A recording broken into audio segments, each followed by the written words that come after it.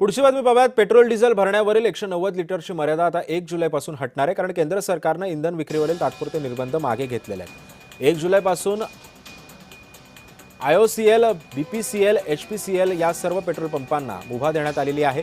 इंधन पुरवठा सुरळीत झाल्यानं निर्बंध हटवण्याचा निर्णय घेण्यात आला आहे.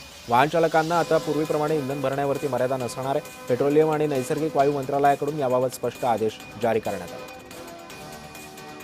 आणि या सगळ्या संदर्भात अधिक माहिती जाणून घेत माझे सहकारी किरण गोटूर आपल्यासोबत आहे. किरण, अखेर इंधन विक्रीवरील तात्पुरते निर्बंध मागे घेण्यात येणार आहेत, काय माहिती आहे?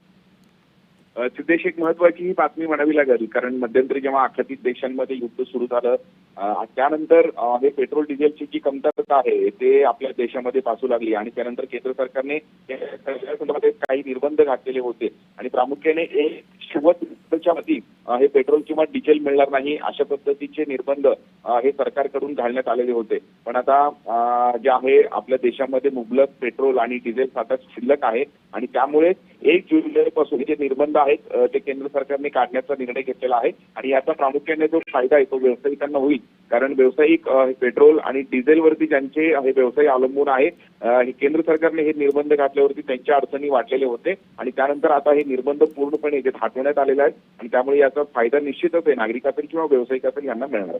नक्कीच. धन्यवाद किरण, तुम्ही दिलेल्या सविस्तर माहितीबद्दल.